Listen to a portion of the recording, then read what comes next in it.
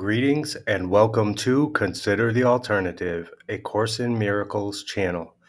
Today we're on Lesson 71, Only God's Plan for Salvation Will Work. And from the text, Chapter 9, Section 3, The Correction of Error.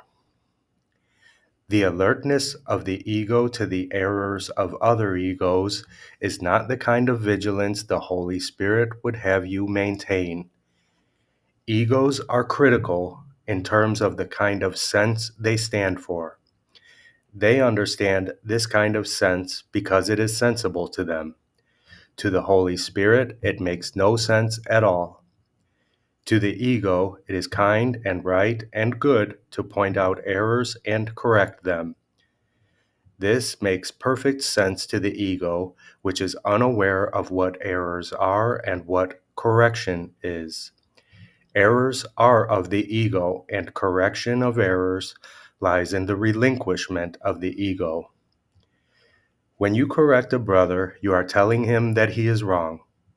He may be making no sense at the time, and it is certain that if he is speaking from the ego, he will not be making sense. But your task is still to tell him he is right. You do not tell him this verbally if he is speaking foolishly. He needs correction at another level because his error is at another level. He is still right because he is a son of God. His ego is always wrong no matter what it says or does. If you point out the errors of your brother's ego, you must be seeing through yours because the Holy Spirit does not perceive his errors. This must be true since there is no communication between the ego and the Holy Spirit. The ego makes no sense, and the Holy Spirit does not attempt to understand anything that arises from it. Since he does not understand it, he does not judge it, knowing that nothing the ego makes means anything. When you react at all to errors, you are not listening to the Holy Spirit. He has merely disregarded them, and if you attend to them, you are not hearing him. If you do not hear him, you are not listening. If you do not hear him, you are listening to your ego and making as little sense as the brother whose errors you perceive. This cannot be correction. Yet it is more than merely a lack of correction for him. It is the giving up of correction in yourself. When a brother behaves insanely, you can heal him only by perceiving the sanity in him. If you perceive his errors and accept them, you are accepting yours. If you want to give yours over to the Holy Spirit, you must do this with his.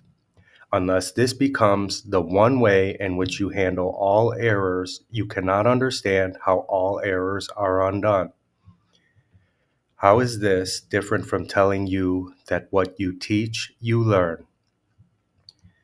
Your brother is as right as you are, and if you think he is wrong, you are condemning yourself. You cannot correct yourself. Is it possible then for you to correct another? Yet you can see him truly, because it is possible for you to see yourself truly. It is not up to you to change your brother, but merely to accept him as he is. His errors do not come from the truth that is in him, and only this truth is yours. Oh, his errors do not come from the truth that is in him, and only this truth is yours. His errors cannot change this and have no effect at all on the truth in you. To perceive errors in anyone and to react to them as if they were real is to make them real to you. You will not escape paying the price for this, not because you are being punished for it, but because you are following the wrong guide and will therefore lose your way. Your brother's errors are not of him any more than yours are of you. Accept his errors as real, and you have attacked yourself. If you would find your way and keep it, see only truth beside you, for you walk together. The Holy Spirit in you forgives all things in you and in your brother. His errors are forgiven with yours. Atonement is no more separate than love. Atonement cannot be separate because it comes from love. Any attempt you make to correct a brother means that you believe correction by you is possible, and this can only be the arrogance of the ego. Correction is of God, who does not know of arrogance. The Holy Spirit forgives everything because God created everything. Do not undertake his function, or you will forget yours. Accept only the function of healing in time, because that is what time is for. God gave you the function to create in eternity. You do not need to learn that, but you do need to learn to want it. For that all learning was made. This is the Holy Spirit's use of an ability that you do not need, but that you made. Give it to Him. You do not understand how to use it. He will teach you how to see yourself without condemnation by learning how to look on everything without it. Condemnation will then not be real to you, and all your errors will be forgiven. Chapter 9, Section 3, The Correction of Error. On to Lesson 71. Only God's plan for salvation will work. You may not realize that the ego has set up a plan for salvation in opposition to God's. It is this plan in which you believe. Since it is the opposite of God's, you also believe that to accept God's plan in place of the ego's is to be damned. This sounds preposterous, of course, yet after we have considered just what the ego's plan is, perhaps you will realize that however preposterous it may be, you do believe in it. The ego's plan for salvation centers around holding grievances.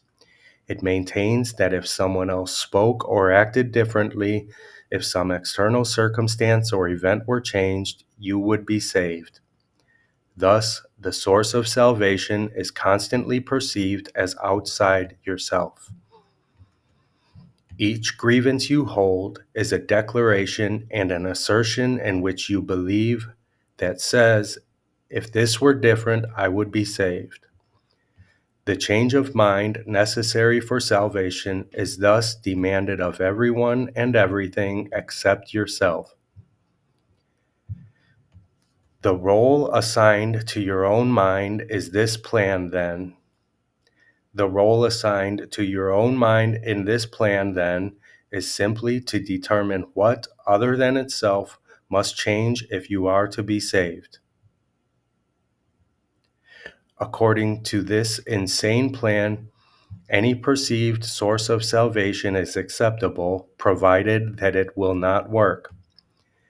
This ensures that the fruitless search will continue, for the illusion persists that, although this hope has always failed, there is still grounds for hope in other places and in other things. Another person will yet serve better. Another situation will yet offer success. Such is the ego's plan for your salvation. Surely you can see how it is in strict accord with the ego's basic doctrine: seek but do not find. For what could more surely guarantee that you will not find salvation than to channelize all your efforts in searching for it where it is not? God's plan for salvation works simply because, by following His direction, you seek for salvation where it is. But if you are to succeed as God promises you will, you must be willing to seek there only. Otherwise, your purpose is divided, and you will attempt to follow two plans for salvation that are diametrically opposed in all ways. The result can only bring confusion. Misery, and a deep sense of failure and despair. How can you escape all this? Very simply. The idea for today is the answer. Only God's plan for salvation will work. There can be no real conflict about this because there is no possible alternative to God's plan that will save you. His is the only plan that is certain in its outcome. His is the only plan that must succeed. Let us practice recognizing this certainty today, and let us rejoice that there is an answer to what seems to be a conflict with no resolution possible. All things are possible to God. Salvation must be yours because of His plan, which cannot fail. Begin the 2 longer practice periods for today by thinking about today's idea and realizing that it contains 2 parts, each making equal contribution to the whole. God's plan for your salvation will work, and other plans will not. Do not allow yourself to become depressed or angry at the second part. It is inherent in the first. And in the first, your full release from all your own insane attempts and mad proposals to free yourself. They have led to depression and anger, but God's plan will succeed. It will lead to release and joy. Remembering this, let us devote the remainder of the extended practice periods to asking God to reveal His plan to us. Ask Him very specifically, what would you have me do? Where would you have me go? What would you have me say, and to whom? Give Him full charge of the rest of the practice period, and let Him tell you what needs to be done by you in His plan for your salvation. He will answer in proportion to your willingness to hear His voice. Refuse not to hear. The very fact that you are doing the exercises proves that you have some willingness to listen. This is enough to establish your claim to God's answer. In the shorter practice periods, tell yourself often that God's plan for salvation and only His will work. Be alert to all temptation to hold grievances today and respond to them with this form of today's idea. Holding grievances is the opposite of God's plan for salvation, and only His plan will work.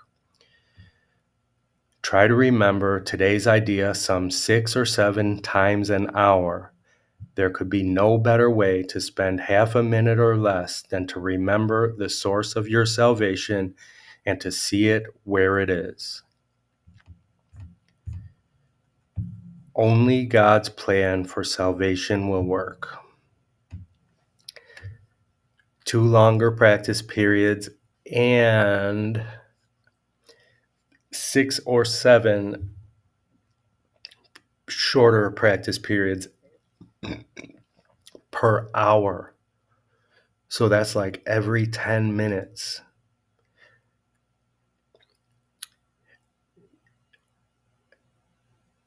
If you're not,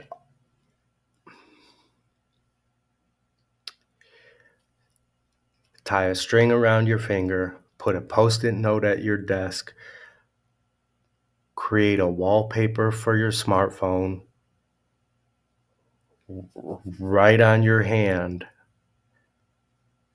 do whatever it takes to keep this idea going, to constantly step back from my plan. I love you. I'll see you tomorrow.